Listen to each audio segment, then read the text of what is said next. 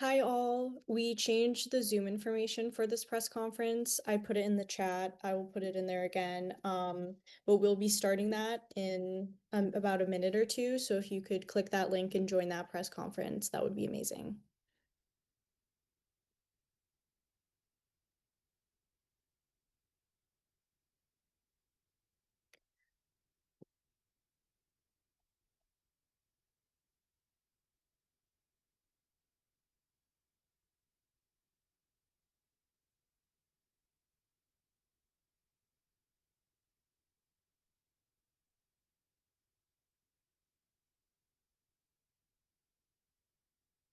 Hi all. We moved the press conference to a different link. I put that link in the chat. If you could join that one, that would be amazing. As that press conference is about to start right now.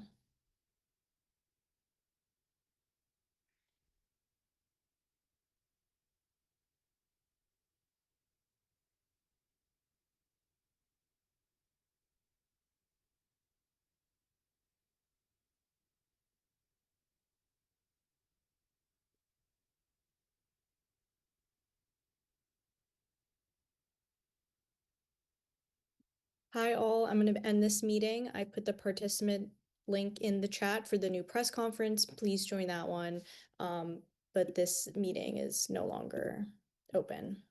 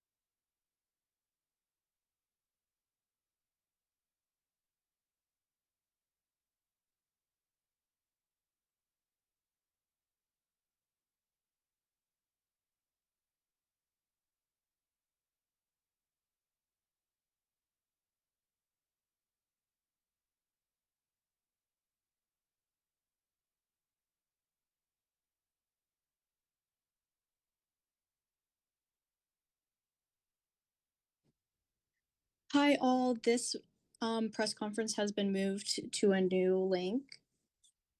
I'm putting that in the chat, so please join that link. There's also a live streaming link.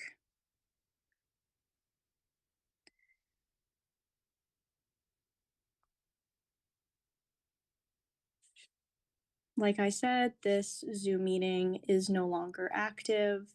I put the participant link in the chat as well as the live streaming app.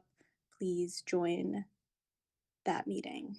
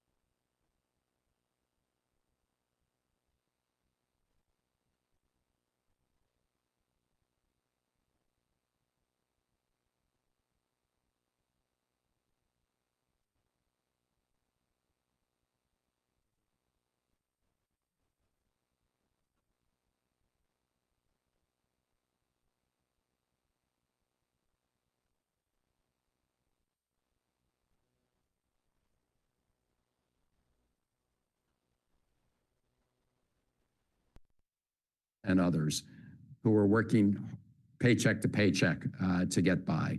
So I look forward to working with Congresswoman Eleanor Holmes Norton as we work on this together, and to enlist our colleagues to defend democracy and also make sure that families with kids in DC who are eligible for this additional tax cut and relief, that we can deliver that for them. So thank all of you for being part of this, and I'll try and stand by if there are any questions after other speakers.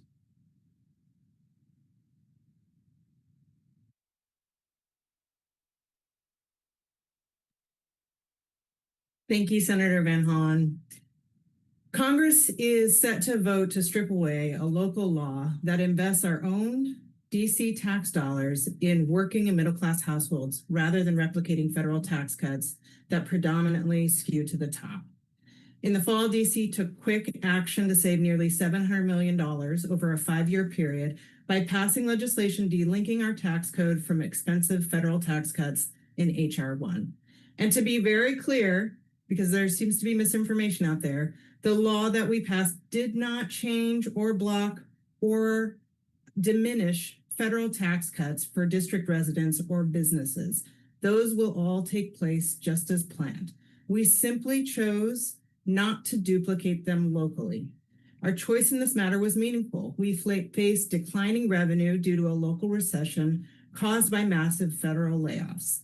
Decoupling saved us much needed revenue, and with a portion of that revenue, we were able to expand the DC Earned Income Tax Credit and adopt a local child tax credit, two proven tools for tackling poverty, reducing racial inequities, and boosting inclusive economic growth. Together, these tax credits, as was mentioned, are projected to decrease child poverty by 20%, while helping tens of thousands of families in the district make ends meet amidst an economic downturn. Our choice to decouple from federal tax changes is also not unusual. About 10 other states have already unlinked themselves from some portions of the federal tax changes, and another 18 states have what's called static conformity, which means that they don't automatically adopt federal tax law changes unless and until they've gone through a full vetting process in their legislature. And this, I might add, applies to states like Wisconsin, Kentucky, Ohio, states represented on the Senate committee considering the disapproval measure on Wednesday morning. Federal attacks are already draining DC's economy and resources, and now Congress wants to block us from using our own money to respond as we navigate a local recession. The revenue loss likely cannot be absorbed without cuts to schools, first responders, human services, all things that make up the largest parts of DC's budget. It means we're going to backtrack on addressing child poverty and miss that opportunity to reduce child poverty by 20%. It could result in a credit ratings downgrade again, like last year when Congress interfered with our budget. Federal interference and stability in the stability and adequacy of DC's revenue factors into credit agencies' confidence in our ability to meet our financial obligations. And a downgrade means higher borrowing costs for infrastructure projects and other things, exacerbating an already intense budget pressure that we're feeling. And as was just mentioned, passing the disapproval resolution will completely upend our tax season. Families are already filing their taxes and claiming these credits. Congressional interference means broken promises to thousands of households during uncertain economic time. DC's money belongs to us. We're heading into a recession because of federal threats to our economy that have had real life impact on our residents. Losing nearly $700 million over 5 years and blocking tax credits for 78,000 children doesn't just strip our resources, it guarantees a deeper economic crisis for our communities. Please, please vote no and let DC manage our own budget. Thank you.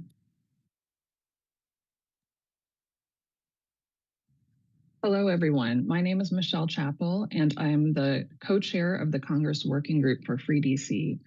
And I have spent a lot of time on the Hill over the past year, and I would like to put these disapproval resolutions in the context of what I have seen on the Hill and what has been going on in DC. Each time that we visit the Hill with volunteers, We hear from staffers that they want to know about the specific policy that's being argued. And in this case, with the disapproval resolutions, it's easy to say this might just be a fight over tax policy, over no tax on tips, over the child tax credit.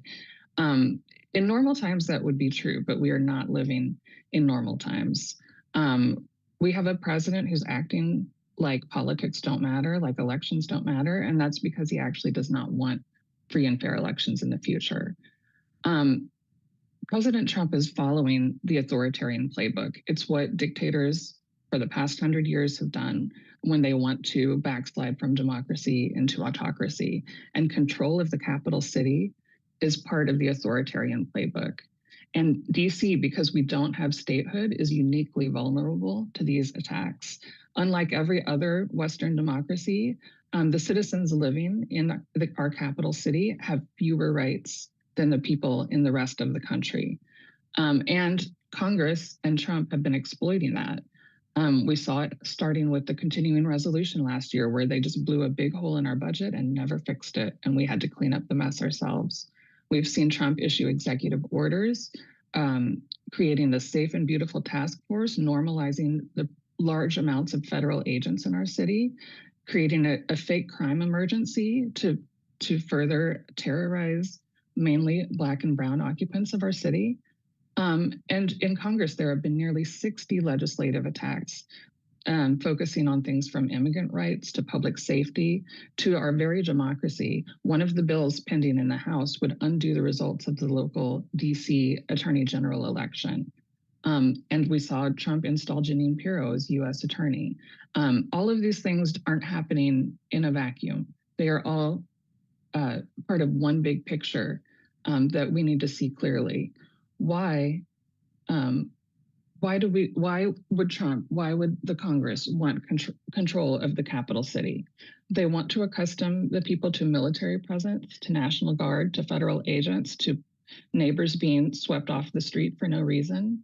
The tough on crime measures that have been introduced in the House make it easier to lock people up, including people who might disagree with the policies of the president. Controlling the prosecutors in the city means anybody who disagrees with the policies of the president can be threatened with litigation. So all of these things have been occurring in our city, and now they're coming after our tax code and trying to destabilize our finances. And I think it's no coincidence that financial problems are the primary way that they could take control over DC using the control board, like happened back in the 1990s. They want DC residents to be scared and silenced, and this would ease their exit from democracy towards autocracy. And let me tell you my experience of taking volunteers to visit Hill offices. DC residents are conditioned to not really think of Congress as being for us because we don't have representation there. I have taken so many people to their very first office visit in the House or the Senate, and people are reluctant to even speak up because the senator from Colorado or the representative from New Mexico does not represent us. But my argument and Free DC's argument is that Congress has been interfering in our autonomy so heavily that every member of Congress is now our member of Congress. If you are going to continue to attack DC autonomy, then you're going to hear from DC residents. And it's for us, but honestly, it's for the future of our democracy because DC's self-governance is crucial to the survival of our democracy. Free DC. Thank you so much, Michelle, for being here today. And thank you to all of our speakers for being here today and for the work that you're doing. Everyone can come on camera. Our speakers can come on camera. We have 2 questions from members of the press. Folks from the press, please remember that if you have questions, please put them in the Q&A box and we will take them in order. We have one from Mitchell Miller with WTOP. House Speaker Mike Johnson said today that DC action will prevent local residents from getting the benefits of tax relief on tips and overtime. What is your response? Erica, you want to take this one? Sure. I mean, like I said during my remarks, the the law that DC passed, the bill that DC passed, does nothing to change the federal tax cuts that Congress passed last year. So everybody's still going to get that. As I mentioned, many states, but as a matter of course, do not conform to federal tax laws. So there are 18 other states that won't be doing the no tax on tip or overtime, and other states that may have decoupled from those provisions. We are not interfering in the least with the tax cuts that the federal government has planned and has adopted for the country. I do think it's a little bit ironic that a tax package, however, that was predominantly beneficial to the very wealthiest and to very profitable corporations, where these provisions that are being lifted up are going to expire within a couple of years, aren't even permanent in the package that was adopted, that this would be the rationale for why we should replicate all of those federal tax changes in our local law. I think it's a little bit of a bait and switch kind of comment. But like I said, the bill we passed does not have any effect on the tax changes at the federal level that people all across the country and including in DC will receive. One other thing I just note is that in the district, we actually pay our tipped workers a better minimum wage than a lot of other places. So there's other ways that we can support our workers, other ways that we can support people in the district, and we are doing that actively. Thank you, Eric. I appreciate you. The next one is from Alex Coma.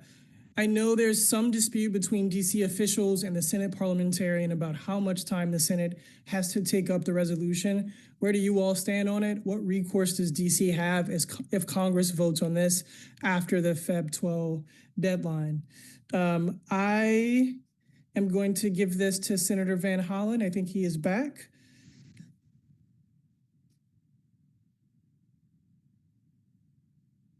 Sorry. But I did not hear the question. Can you hear me okay? Yes, I can hear you perfectly. Here we are. This is from Alex Coma. It says that I know there's some dispute between DC officials and the Senate parliamentarian about how much time the Senate has to take up the resolution. Where do you all stand on it? What recourse does DC have if Congress votes on this after the February 12th deadline? So here's what I know about this process right now in the Senate, right? I think it's tomorrow. It may be heard if in the Homeland Security Committee. And then obviously they have a certain amount of time in which to act on it. In terms of exactly when it would come before the United States Senate, I don't know. I think it does partly depend on what happens in the committee, but I don't want to provide anybody with any bad information. So we're in the process right now of trying to persuade enough Senate Republicans to oppose this effort whenever it comes to the floor of the Senate so that we can defeat it. Appreciate you so much, Senator. Thank you. Would you mind if I also, thank you, Senator Van Hollen. Would you mind if I also spoke to this? Hop in. Thank you. So the position of Free DC, we agree with the opinion that came out from the DC Attorney General about a different bill last year, saying that anything passed after the 30-day period is null and void. So we would support an effort to fight implementation of the disapproval resolution if it passed after the 12th. Thank you so much, Michelle. Checking to see if there are other questions. Yes, there's one more for the senator. Senator Van Hollen, has Maryland decoupled its tax laws? And if so, in which ways? So I know that Maryland has decoupled some of our tax provisions, our state tax provisions, from federal law. Now, the General Assembly is just now convening in Annapolis. And that would be the first time they convene since this bill, what Republicans call the big beautiful bill, which was beautiful if you're a billionaire, but sucked for everybody else. And so they may be looking through additional ways to decouple, but I mean, Maryland has already decoupled some of its tax laws from federal tax laws, which, as you know, is the prerogative of every state. I know other states, at least 4 or 5 states, have already taken action specifically with respect to decoupling from the Republican bill that just passed. But Maryland had previously decoupled from certain pieces of federal tax law. And so those areas they're not impacted by those changes with respect to the Republican bill. They may be looking at additional areas to decouple, but Maryland has already decoupled in certain ways from federal tax law after, I believe, earlier Republican changes to the federal tax code. But I can get back to anybody who's interested. And of course, you know, we've reached out to the comptroller of the state of Maryland to, you know, try and find more answers to exactly this question. But the bottom line is, on certain parts of Maryland's tax code, yes, we have decoupled from the federal tax code. Thank you so much, Senator. We're grateful for you. That was my last question in the Q&A box. Any speakers have final remarks or anything you would like to say as we wrap? Actually, if I could just add on, I think the senator made a great point, which is that many states are now going to be entering their legislative sessions, and many will likely be taking this up. Not everybody, like the district, has a year-round legislature, and so some haven't been able to take up whether or not to decouple from federal tax changes yet. And so we'll be doing that. So in addition to the fact that it is very normal for states to do this, and that they do it as a matter of course all the time, and that there are a number of states that you know, have what's called static conformity and don't make any federal tax changes until they actively consider specific legislation. You know, there are also going to be additional decisions being made over the coming months in states all across the country, because we all have our own context that we're living in, and we get to make those decisions about what works best for the residents within our jurisdiction. So I just think that's a really important point, that you know, this isn't something special for the district. This is normal course of business. Thank you so much, Erica. Michelle, there is a organizing call that you're hosting, I believe, tonight. Would you like to plug that before we close it up?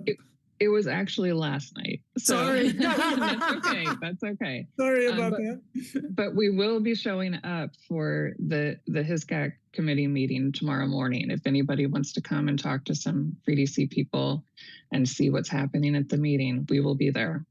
Sounds good. I would like to thank all of our speakers. Thank you to the Congresswoman and the Senator, Erica, Michelle. We're grateful for you. And thank you to all the folks who joined via live stream and reporters here. Thank you so much. Please follow DC Vote, Free DC, and of course, Erica's incredible organization for updates as we move through this really, really difficult fight. Thank you.